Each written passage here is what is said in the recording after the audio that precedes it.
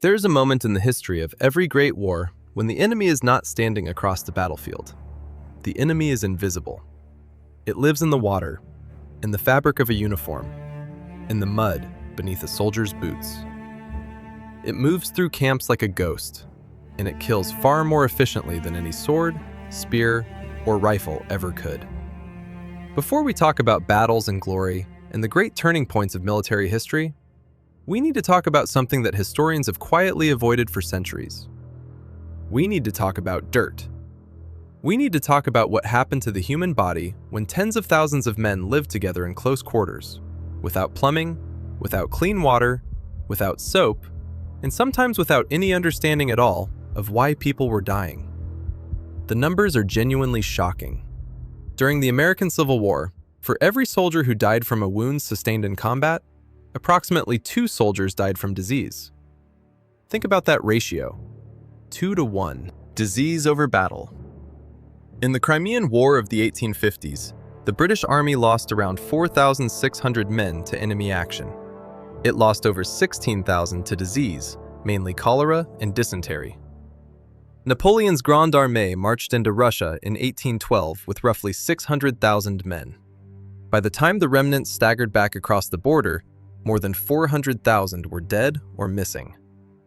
Historians have long debated the precise causes, but a significant portion of those deaths were not from Russian bullets or Cossack sabers. They were from typhus, dysentery, and the catastrophic collapse of any sanitary infrastructure whatsoever. In the 30 Years' War of the 17th century, some estimates suggest that disease and famine killed 3 times as many soldiers as actual combat. 3 times. And yet, for most of recorded history, armies treated hygiene as an afterthought, a luxury, something you worried about after the war was won. This is the story of how human beings, slowly, painfully, and sometimes brilliantly, figured out how to keep soldiers alive. Not just through fighting, but through washing, through managing waste, through controlling the small, invisible threats that lurked in every camp and trench and field hospital. It is a story about innovation born from desperation. It is a story about the moments when individuals looked at mountains of preventable death and decided to do something about it. And it is, in a strange way, a story about how military necessity created many of the hygiene habits that most of us take completely for granted today. Let us begin at the beginning, or at least as close to the beginning as history allows us to see clearly. The Roman legions are a good starting point, because the Romans are one of the earliest examples of a military force that took sanitation seriously. Not as an ethical matter, but as an intensely practical one. The Roman army was, above all else, a professional organization. It was built on discipline, standardization, and efficiency. And Roman commanders understood, even without any germ theory or modern microbiology, that sick soldiers could not fight. They may not have known why contaminated water caused disease, but they knew from brutal experience that certain conditions led to catastrophic illness, and they organized their military accordingly. When a Roman legion established a marching camp, which they did at the end of virtually every single day on the march, they followed a detailed and consistent layout that had been refined over generations. The camp was not random. It was a planned settlement with a specific structure, and a critical part of that structure was the placement of latrines. Roman military latrines, known as foracae, were positioned deliberately at the edges of the camp, downhill from the water supply and away from cooking and eating areas. This sounds obvious to us now, but for much of human history, armies simply relieved themselves wherever was convenient, which often meant very close to where they slept, cooked, and drank. The Romans made this separation mandatory. It was not a suggestion. It was part of the engineering of the camp itself. The latrines themselves were impressive structures for their time. In permanent Roman fortifications, they featured running water beneath the seats to carry waste away, channeled from nearby aqueducts or streams. Soldiers used sponges on sticks to clean themselves, and these communal sponges, called xylospongium, were shared, rinsed in water, and kept in vinegar between uses. The vinegar is worth pausing on for a moment, because vinegar, which is a dilute solution of acetic acid, genuinely has antimicrobial properties. The Romans did not know this in any scientific sense. They knew it from observation and tradition, but they were, without realizing it, using one of the world's first practical antiseptics in a military hygiene context. Roman soldiers also bathed regularly. The great bathhouses that we associate with Roman civilian culture were not only a civilian institution. Military forts and permanent camps typically included bathing facilities, known as balnea, where soldiers would wash, socialize, and recover from the physical punishment of military life. In more temporary field conditions, soldiers were expected to wash in rivers or streams, and the standard Roman field kit included items for personal grooming. A Roman soldier's equipment included a razor for shaving, small tweezers, and ear picks. Personal cleanliness was part of military identity. A soldier who was groomed and clean looked like a Roman soldier. A soldier who was filthy and unkempt looked like a barbarian, and that distinction mattered profoundly to the Roman military self-image. The Roman approach to drinking water was similarly systematic. Legions on the march learned to identify and avoid stagnant water sources. They built aqueducts to bring fresh water to permanent installations. When aqueducts were not possible, they used wells, and they typically positioned these wells uphill and upstream from any waste disposal. Wine, which was a staple of the Roman military diet, also served an inadvertent antimicrobial function. The alcohol content, even at relatively low levels, was enough to kill some of the pathogens that might be present in water that was mixed with wine, a common practice. Roman soldiers were also issued vinegar mixed with water as a standard field beverage known as posca, and this drink, while not exactly delicious, was considerably safer than untreated water from questionable sources. The Roman military also had a sophisticated approach to food hygiene that went beyond what most armies would manage for another 1,000 years. Grain was stored in dedicated granaries, elevated off the ground, to prevent moisture and rodent contamination.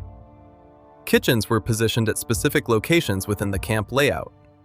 There were regulations about how food was prepared and distributed. None of this was based on an understanding of bacteria or pathogens. It was based on accumulated practical wisdom, on the observation that certain practices led to healthier soldiers, and the Roman military's extraordinary institutional capacity to codify and enforce those practices across thousands of men in dozens of locations simultaneously. The result was that Roman legions, while certainly not immune to disease, were notably healthier than most armies of the ancient world. When Roman armies encountered large-scale epidemics, which they certainly did, including the catastrophic Antonine Plague of the 2nd century and the Plague of Cyprian in the 3rd century, those events stand out precisely because they were exceptions to the Roman military's generally robust health record. The system worked, not perfectly, not always, but well enough to give Rome a meaningful military advantage over many of its less hygienically organized opponents. When Rome fell, much of this systematic sanitary knowledge fell with it. The centuries that followed, the period we broadly call the medieval era, are a story of gradual erosion of organized military hygiene. This is not entirely fair to the medieval period, which was more sophisticated than its popular reputation suggests. But in the specific domain of military sanitation, the contrast with Rome is stark and troubling. Medieval armies were overwhelmingly not professional standing forces in the Roman sense. They were composed of feudal levies, knights serving their obligation, mercenaries, and assorted hangers-on, including the enormous logistical tale of camp followers, traders, cooks, prostitutes, servants, and families that accompanied many medieval armies. A medieval army on the march might have several times as many non-combatants as actual fighters. This enormous mass of humanity had no systematic approach to waste management, no clean water infrastructure, no understanding of contamination, and no institutional authority that could enforce even basic hygiene measures across such a chaotic and varied group. The result was predictable and devastating. Medieval siege operations, which could last weeks or months, were particularly catastrophic from a disease perspective. Both the besieging army and the besieged population would find themselves in situations of cramped quarters, limited food, contaminated water, and human waste accumulating faster than anyone could manage it. Dysentery was virtually universal in these conditions. Typhoid fever, caused by contaminated water, was common. Typhus, spread by lice and their feces, moved through crowded camps with terrible efficiency. And the plague, in its various forms, found in armies an ideal vector for rapid spread across the European continent. The First Crusade, launched in 1096, is a particularly instructive example. The crusading armies that marched across Europe and into the Middle East suffered catastrophic losses to disease before they ever came close to Jerusalem.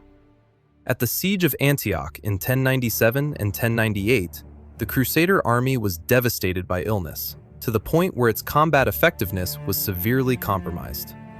Contemporary chronicles describe scenes of mass death from disease that were as shocking as anything that happened on the battlefield. The Crusaders did not understand what was happening or why. They interpreted illness as divine judgment, as spiritual failure, and the response was prayer and fasting, rather than improved waste disposal or clean water. This misunderstanding of the cause of disease is crucial to the entire history of military hygiene.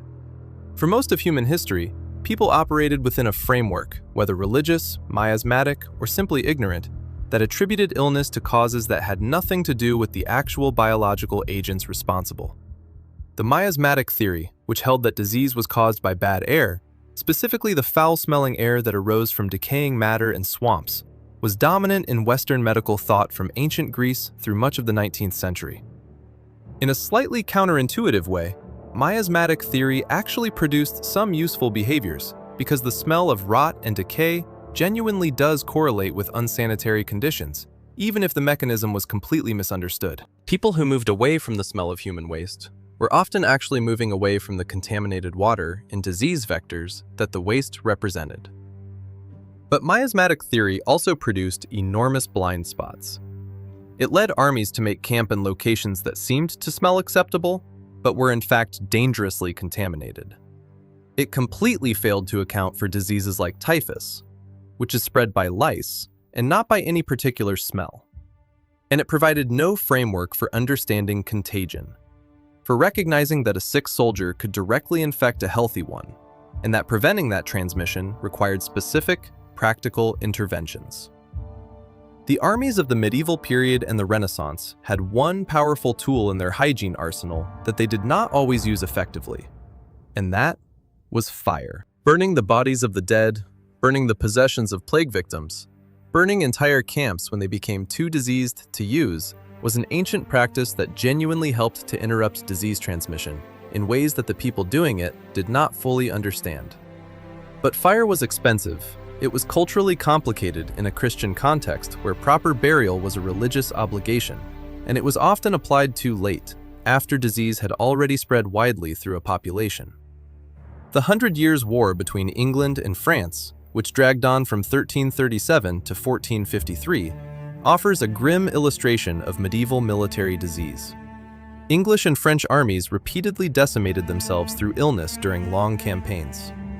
The famous English victories at Crécy and Agincourt were achieved partly by armies that were already severely weakened by disease, fighting against opposing forces that were even more diseased or that had made tactical errors partly driven by desperation. Henry V's great campaign in France, celebrated in Shakespeare and popular memory, was accompanied by horrific losses to dysentery and other illnesses that affected both sides throughout the conflict.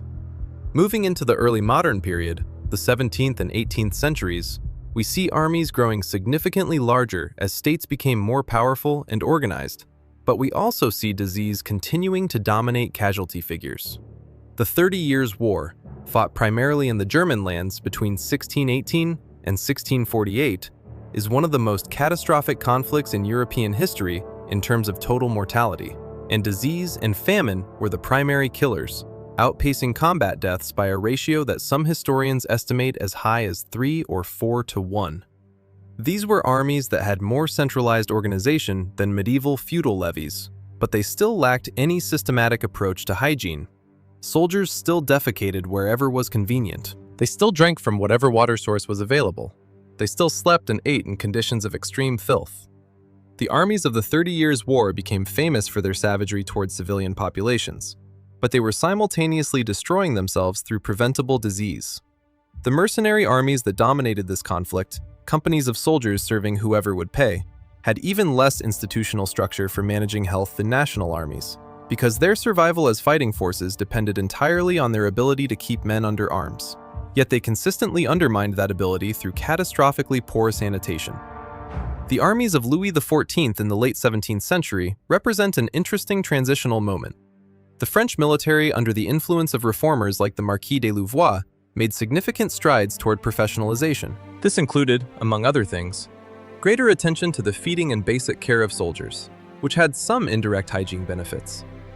But these reforms fell far short of any systematic approach to sanitation, and French armies continued to suffer heavily from disease throughout the wars of this period. By the time we reach the Napoleonic Wars of the early 19th century, we have armies of unprecedented size operating across enormous geographic distances, and we have a correspondingly unprecedented scale of disease-related death. Napoleon himself understood, at some level, that disease was a major strategic threat. His famous statement that an army marches on its stomach showed his awareness of the logistical dimensions of warfare. But Napoleon's conception of military logistics was primarily about food and ammunition, not about sanitation, and his campaigns repeatedly suffered the consequences of this blind spot. The Russian campaign of 1812 is the most dramatic example, but it is worth remembering that Napoleon's armies had been devastated by disease before they ever reached Moscow. The campaign in Egypt and Syria in 1798 and 1799 saw the French army crippled by plague, which Napoleon essentially acknowledged in a manner that, while controversial, at least showed his pragmatic recognition that disease was destroying his operational capacity.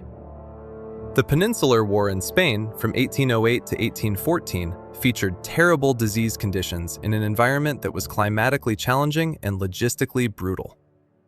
The invasion of Russia simply represented the endpoint of a system that had been failing catastrophically for years. Typhus, which soldiers called jail fever or camp fever, was the particular scourge of Napoleonic armies. Typhus is caused by Rickettsia bacteria and transmitted primarily by the body louse, Pediculus humanus corporis. It causes high fever, severe headache, rash, delirium, and death in a significant percentage of untreated cases. It thrives in exactly the conditions of Napoleonic warfare: cold, crowded, with men wearing the same clothes for weeks or months at a time, unable to wash, sleeping pressed together for warmth. In the Russian campaign, typhus moved through the Grande Armée like a fire through dry grass. By the time Napoleon reached Moscow, his army was already a fraction of its original strength, not primarily because of Russian opposition, but because of typhus, dysentery, and the related consequences of the complete collapse of any sanitary infrastructure. The British Army in the same period was not dramatically better, though its island geography and naval capacity gave it some logistical advantages that partly mitigated the worst disease conditions. Wellington's army in the Peninsular War suffered enormous losses to disease, with estimates suggesting that disease deaths were 3 to 4 times combat deaths throughout the campaign. Wellington himself was acutely aware of this problem and spent considerable energy trying to manage his army's health, with mixed results. He pushed for better food supply, tried to ensure clean water sources, and worked to maintain troop discipline that included some basic hygiene standards. But he was working without any real scientific framework for understanding what caused the diseases he was fighting, and his efforts, while admirable, were ultimately inadequate to the scale of the problem. The Crimean War of the 1850s marks a crucial turning point in this history, not because the war itself was particularly hygienic, but because it was the first major conflict in which the role of preventable disease and military mortality became a matter of serious public and institutional attention. And that shift in attention is directly connected to 2 remarkable individuals whose work would change military medicine and hygiene permanently.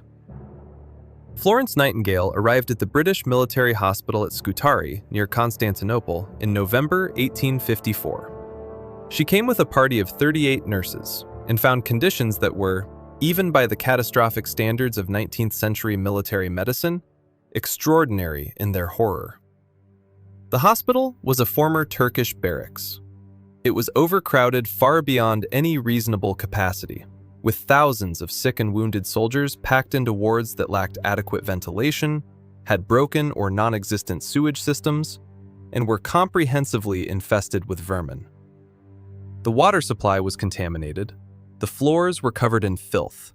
There were no proper wash basins, no laundry facilities, inadequate food supplies, and a military bureaucracy that seemed actively resistant to any improvement. What Nightingale did in the following months was a combination of immediate practical intervention and systematic data collection that would prove as important as the interventions themselves. She organized the washing of patients in their bedding. She arranged for the hospital to be cleaned, a process that required enormous battles with the military supply system. She established a kitchen to provide proper food. She arranged ventilation improvements. And she began to collect and analyze statistical data about death rates, causes of death, and the correlation between sanitary conditions and mortality. This last activity was in some ways her most revolutionary contribution. Nightingale was a sophisticated statistician by the standards of her time. She understood that to change institutional behavior, she needed data that was compelling and unambiguous. She developed innovative ways of presenting mortality statistics visually, using what she called polar area diagrams, sometimes called rose diagrams, which made the relationship between sanitary conditions and preventable death visible in a way that qualitative descriptions never could. Her analysis showed that the overwhelming majority of deaths at Scutari were not from wounds, but from preventable disease, primarily cholera, typhus, and dysentery, all of which were directly connected to the sanitary conditions she was working to improve. After the sanitary improvements were implemented, death rates dropped dramatically. The data was unambiguous. The parallel story in the Russian and French context of the Crimean War is the work of Nikolai Pyrogov, the Russian military surgeon who is often called the father of Russian military medicine and field surgery. Pyrogov arrived in Crimea in 1854 and was similarly appalled by what he found. Russian military medicine was in a state of profound disorganization. There were not enough doctors, not enough supplies, no systematic approach to triage or field surgery, and conditions in Russian military hospitals that rivaled or exceeded the horrors of Scutari in their squalor and dysfunction. Pyrogov's contributions were multiple and lasting. He developed improved surgical techniques for amputations and other field procedures that significantly reduced mortality. He was one of the first surgeons to systematically use ether anesthesia in field surgery. He developed the concept of triage as a systematic approach to medical prioritization, categorizing patients by urgency of need and likelihood of survival to allocate scarce medical resources more effectively. And critically for our story, he fought with military authorities for improved sanitary conditions, for cleaner hospitals, for better food and water for patients, and for the training and deployment of female nurses in military medical settings. Pyrogov, like Nightingale, was working within a system that actively resisted his efforts. Military bureaucracies in the 19th century had a deep institutional hostility to the idea that medical concerns should influence operational and logistical decisions. Generals wanted to move troops when they wanted to move them, camp where it was tactically convenient, and allocate supplies according to operational priorities rather than medical ones. The idea that a doctor or a nurse could tell the army where to camp, how to dispose of waste, or how to organize the water supply was culturally and institutionally alien. Both Nightingale and Pyrogov spent as much energy fighting their own side's bureaucracy as they did fighting disease. But they achieved real results, and those results were documented and publicized in ways that created lasting institutional change. Nightingale returned from the Crimea not as a celebrated nurse in the sentimental Victorian image that has sometimes obscured her real legacy, but as a determined and data-armed reformer who spent the next several decades working to transform British military medicine, civilian hospital design, and public health infrastructure. Her statistical work on sanitary conditions and mortality was directly influential on subsequent military hygiene regulations and practices. Pyrogov's influence was similarly lasting in the Russian and broader European medical context. The American Civil War, fought from 1861 to 1865, is often cited as the first modern war. And in many ways, it was also the first war in which systematic efforts at military hygiene began to show real, measurable results, though it also demonstrated with devastating clarity how much remained to be learned. The Union Army, which was better resourced and eventually better organized than the Confederate forces, developed a medical department under Surgeon General William Hammond and his successor, Joseph Barnes, that made genuine strides in field sanitation. Regulations were issued requiring latrines to be dug at specific distances from camps and barracks. Instructions were provided about the disposal of garbage and waste. Efforts were made to ensure cleaner water supplies. These efforts were inconsistent in their implementation. Many field commanders treated medical regulations as bureaucratic obstacles to be ignored when inconvenient. Soldiers resisted hygiene requirements when they conflicted with comfort or established habits. In the chaotic conditions of active campaigning, maintaining any systematic sanitary discipline was extraordinarily difficult. And yet the Union Army's disease death rate, while still terrible by modern standards, was lower than it would have been without these efforts, and it represented a genuine improvement over the Civil War's early months, when the complete lack of any sanitary organization in the newly mobilized armies led to disease rates that were catastrophically high. The Confederate Army, operating under far greater logistical constraints and with less institutional capacity for organizing medical services, suffered worse disease rates. And this disparity in health was one of the factors that contributed to the progressive erosion of Confederate military effectiveness as the war continued. A Confederate army that was consistently losing more men to dysentery and typhoid fever than to Union bullets was an army that found it increasingly difficult to maintain the manpower necessary for offensive operations. The single most important medical development in the entire Civil War, in terms of numbers of lives, was probably the introduction of the ambulance corps, which got wounded men out of the field quickly enough that infections had less time to develop before treatment. But running very close behind this was the introduction, in the later years of the war, of more systematic approaches to camp sanitation. By 1864 and 1865, the Union Army had developed detailed sanitary inspection systems, with medical officers responsible for regular inspection of camp conditions and reporting of violations. It was still imperfect. It was still far from adequate, but it represented a genuine institutional acknowledgement that hygiene was not a luxury or an afterthought, but a military necessity. The decades between the American Civil War and the First World War were a period of extraordinary revolution in the understanding of what actually caused disease. The germ theory of disease, developed primarily through the work of Louis Pasteur and Robert Koch in the 1860s, 1870s, and 1880s, completely transformed medicine's intellectual framework. The discovery that specific microorganisms caused specific diseases, that cholera was caused by a bacterium found in contaminated water, that typhoid fever came from contaminated food and water, that malaria was transmitted by mosquitoes, that typhus was spread by lice. These were not just scientific facts, but revolutionary practical guides to disease prevention. The germ theory gave military medical authorities something they had never had before: a precise, mechanistic understanding of why specific hygiene measures worked. It was no longer necessary to rely on empirical tradition or statistical correlation. It was now possible to explain, at a fundamental level, exactly why soldiers needed to boil their drinking water, why latrines needed to be at a specific distance from water sources, why lice needed to be controlled. And this theoretical understanding made it far easier to design effective interventions and to convince military authorities to implement them. The late 19th century also saw the emergence of professional military medical services in the major powers. Services with trained personnel, institutional authority, and, crucially, the ability to conduct research and develop evidence-based practices. The Russo-Japanese War of 1904 and 1905 is a fascinating case study in the early application of these new medical understandings. The Japanese army had invested heavily in military medicine and hygiene in the years since the Meiji Restoration, and one of the most striking results was their management of disease during the war.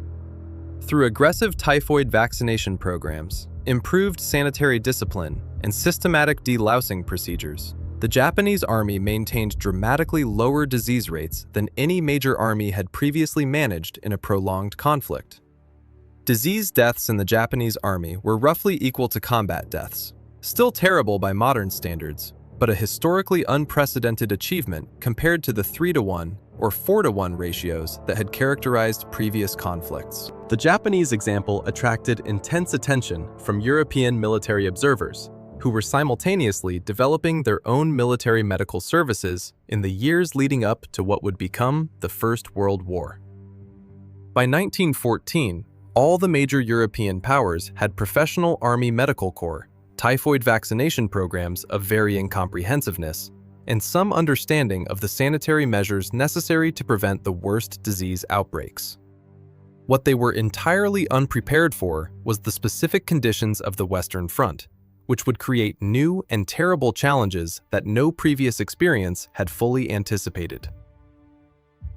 The First World War, particularly the static trench warfare of the Western Front from late 1914 onward, was simultaneously the war in which military hygiene made its greatest strides, and the war in which the gap between knowledge and practical implementation was most agonizingly visible. The armies that faced each other across the muddy, waterlogged trenches of Belgium and northern France had, by 1914, a sophisticated intellectual understanding of how disease spread. They had vaccines, they had disinfectants, they had medical personnel trained in germ theory. What they did not have was any infrastructure, any logistical capacity, or any practical system for applying that knowledge in conditions of almost incomprehensible filth and chaos. The trenches of the Western Front were, from a hygiene perspective, a nightmare of the first order. Hundreds of thousands of men lived for months and years in narrow ditches dug into waterlogged ground. The water table in much of Flanders was so high that trenches regularly flooded to waist depth. Men stood in mud and water for days at a time. Human bodies, both living and dead, were pressed together in these trenches with no room to move. Drainage was impossible. Waste disposal was makeshift at best. The constant artillery bombardment destroyed whatever sanitary infrastructure existed as fast as it could be built. Lice, specifically body lice, were almost universal among frontline troops on both sides. Every soldier who spent time in the trenches got lice. It was essentially inevitable. The lice lived in the seams of uniforms, in the folds of blankets, in the lining of helmets, in the hair of beards and mustaches. They could not be removed simply by washing, because the eggs embedded in fabric required heat, specifically the sustained heat of steam or boiling, to kill. A soldier who bathed and put on fresh clothes would have lice again within days of returning to the trenches, because the trenches themselves were thoroughly infested with lice, and the eggs of lice in every surface and piece of equipment. The louse problem drove the development of one of the most characteristic technologies of First World War military hygiene, the delousing station, or, in its German form, the Entlausung facility, which became universally known among British troops as the vat or louse boiler, and in British Army slang as the chatting station, from the old slang word chat for louse.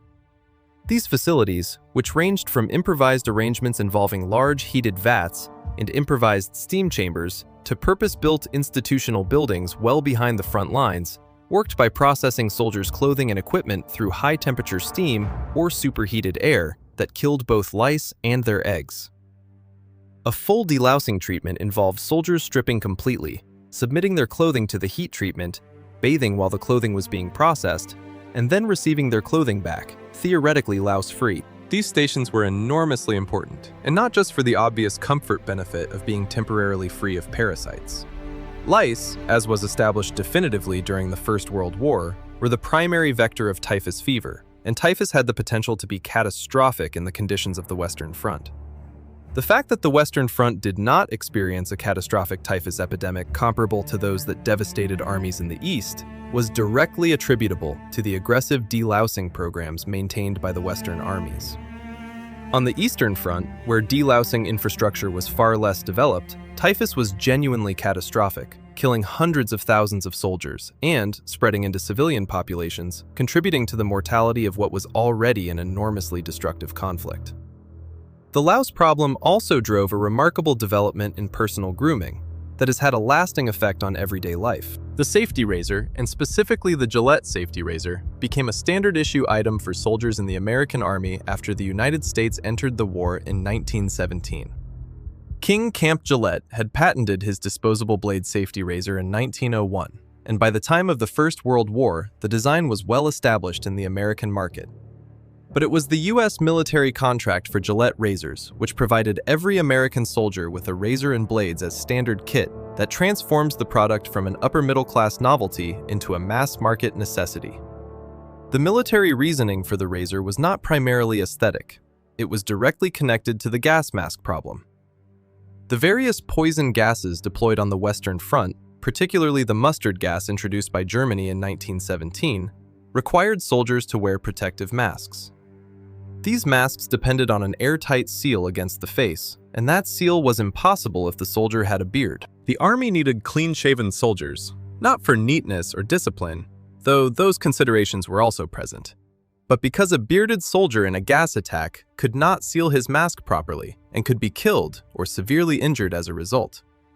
The safety razor, which was far faster, safer, and easier to use than the traditional straight razor, was the practical solution to this problem. The mass distribution of safety razors to millions of American soldiers created a generation of men who were habituated to daily shaving with a safety razor.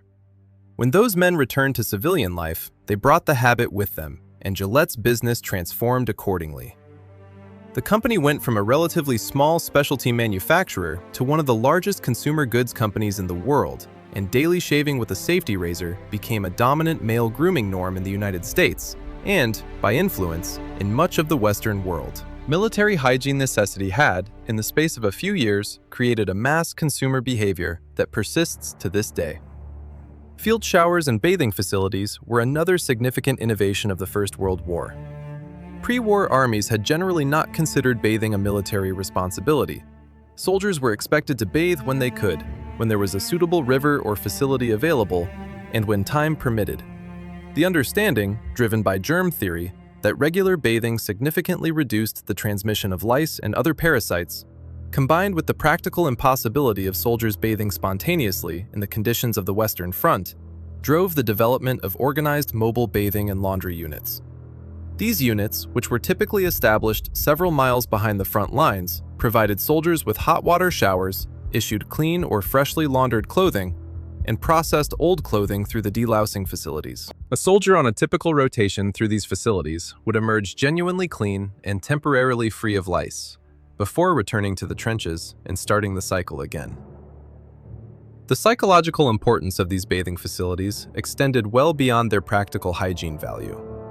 Soldiers who had spent days or weeks in the mud and filth of the front line described the experience of a hot shower and clean clothes as almost transcendently pleasurable. A brief return to the conditions of normal civilized life in the midst of what was anything but normal or civilized. The medical corps of the major armies eventually recognized this psychological dimension and made access to bathing facilities a formal part of the rotation system for frontline troops. Drinking water on the Western Front presented its own set of formidable challenges. The shell-cratered landscape of the front was thoroughly contaminated, not just by the obvious sources of military pollution, but by the deep penetration of the water table by rotting organic matter, chemical contaminants, and the debris of industrial-scale warfare. The armies of the First World War used several strategies to address this.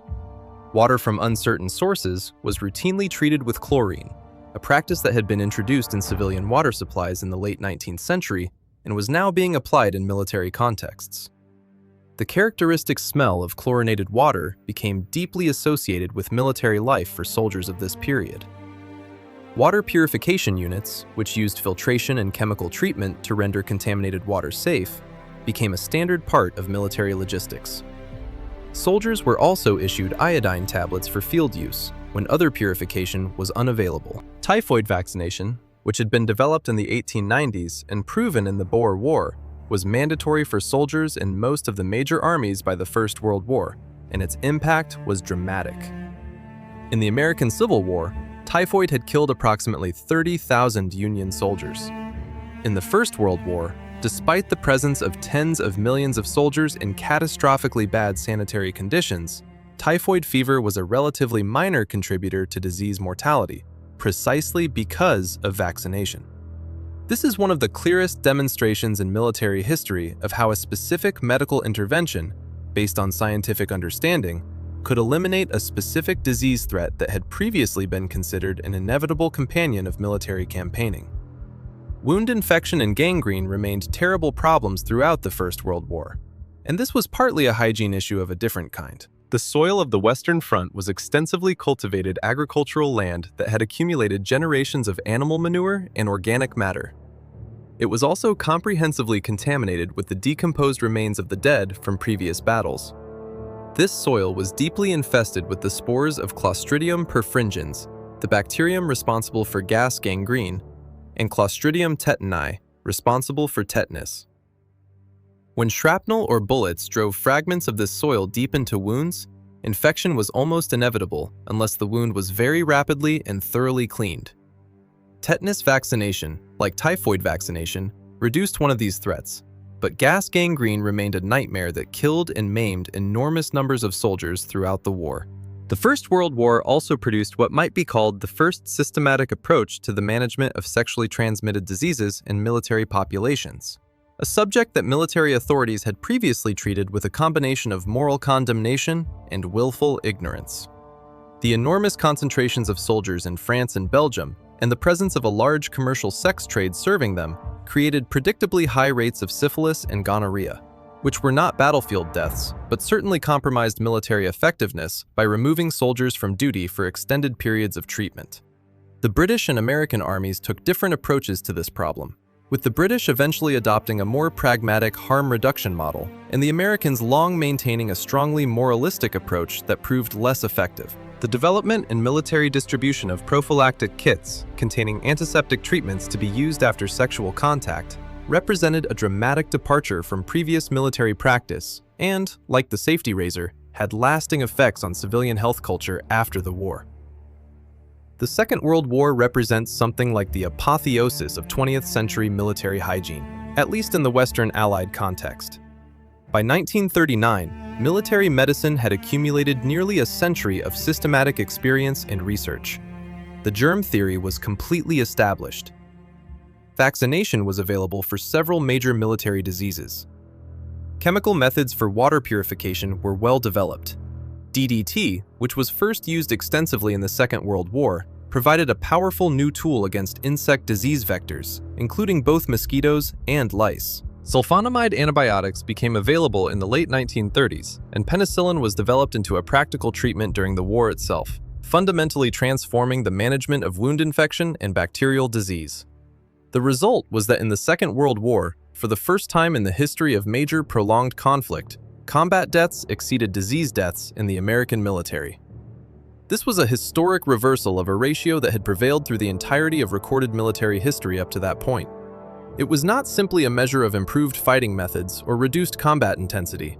It was a direct measure of the cumulative impact of a century of progress in military hygiene, vaccination, and eventually, antibiotic medicine. The soldiers of the Second World War still suffered from disease in significant numbers. Malaria was a major problem in the Pacific Theater and in North Africa.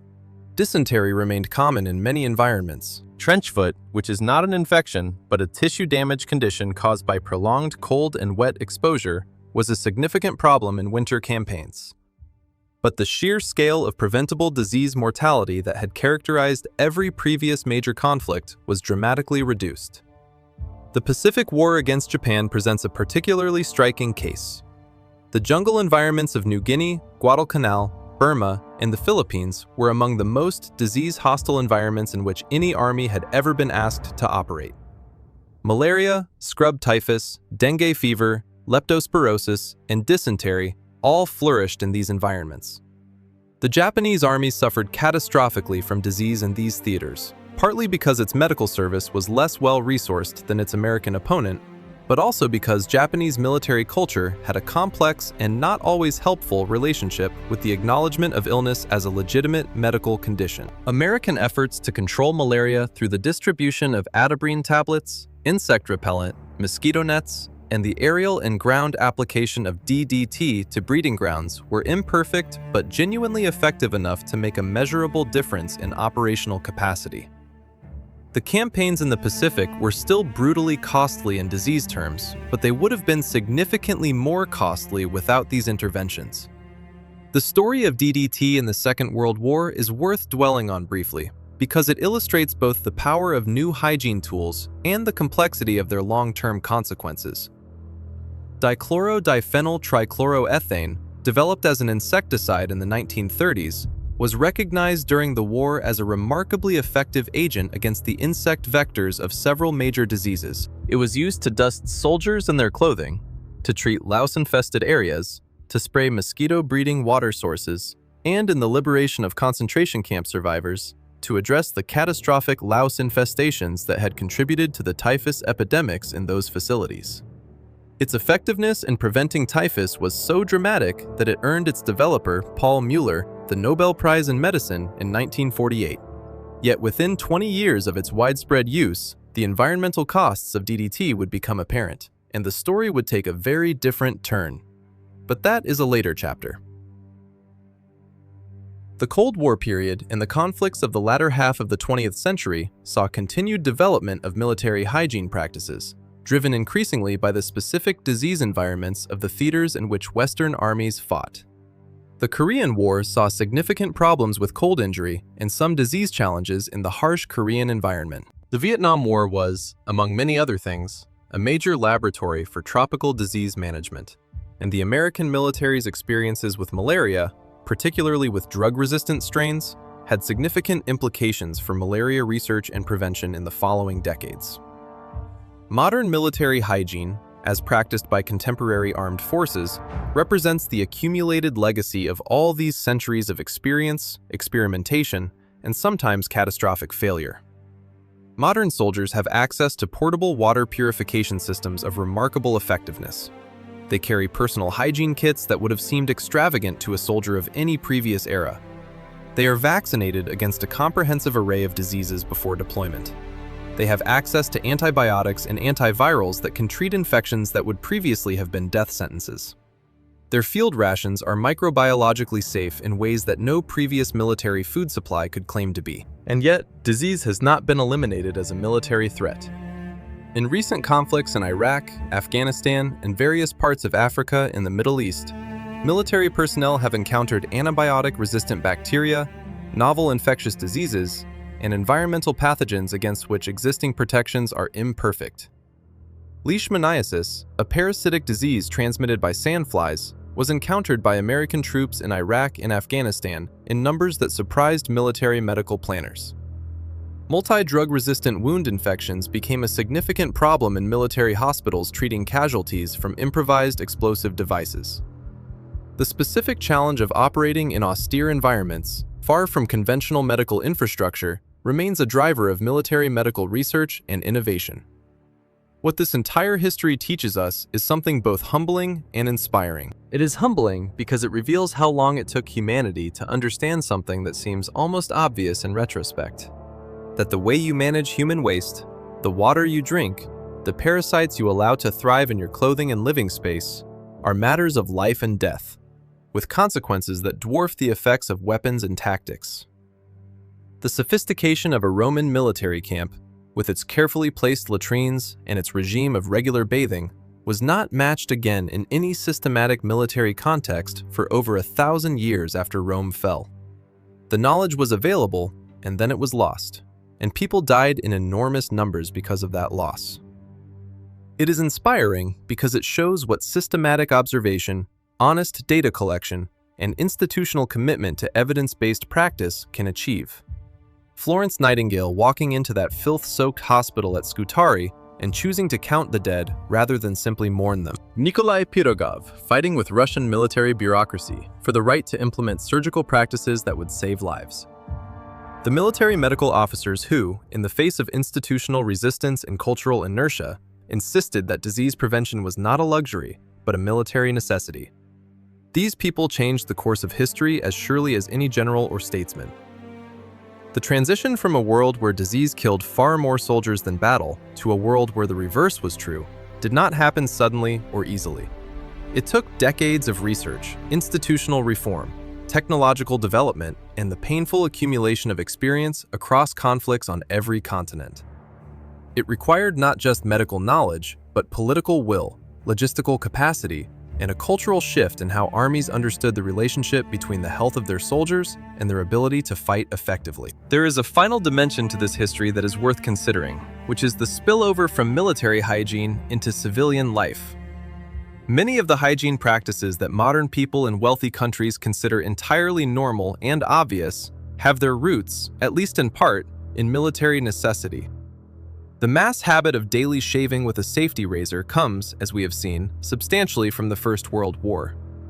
The widespread use of chlorinated municipal water systems was accelerated by military experience with water purification. The deodorants and antiseptic soaps that became standard household items in the 20th century were partly products of the hygiene industry that grew up around military supply chains. The institutional expectation that hospitals should be clean, which seems utterly obvious now but was genuinely contested as recently as the mid-19th century, was transformed partly by the work of military medical reformers like Nightingale and Pyrogov. Every time you turn on a tap and drink clean water without thinking about it. Every time you wash your hands before eating. Every time you open a package of food that has been preserved in conditions that make bacterial contamination essentially impossible. You are the beneficiary of a long, painful, and often invisible history of learning. Much of that learning happened in the worst possible conditions, in the trenches and camps and field hospitals of wars that we remember, if we remember them at all, for their battles and their strategic outcomes, rather than for the quiet, unglamorous work of keeping human beings alive long enough to fight and sometimes long enough to go home. The soldiers who died of typhus in Napoleon's army, the Crusaders who perished of dysentery before they ever saw Jerusalem, the American Civil War soldiers who survived Gettysburg only to die of typhoid in a military hospital. They are part of this story too. Their deaths were not meaningless, even if they were preventable. They were the data points, the evidence, the weight of mortality that eventually moved institutions and changed practices and saved the lives of soldiers who came after them. History records the battles. It rarely records the men who died in camp between battles, and who died in such enormous numbers that their deaths, aggregated across the centuries, represent one of the great preventable tragedies of human history. Understanding that tragedy, understanding why it happened and how it was eventually reduced, is not just a matter of historical curiosity. It is a reminder that the unglamorous, technical, bureaucratic work of disease prevention, whether in military contexts or civilian ones, whether addressing the lice in a First World War trench or the antibiotic-resistant bacteria in a modern hospital, is as important as any of the more celebrated endeavors of human civilization. The enemy that you cannot see, the one living in the water and the soil and the seams of your clothing, has claimed more human lives than all the armies in recorded history combined. And the people who devoted their lives to fighting that enemy deserve to be remembered alongside the generals and the heroes and the great commanders of the wars they served. That is the story of hygiene on the battlefield. It is messier than most histories, less dramatic in the conventional sense, and far more important than it is usually given credit for. It is a story that is still being written in military field hospitals and civilian infectious disease wards and public health agencies around the world, wherever human beings are working to push back against the oldest and most persistent enemy that our species has ever faced.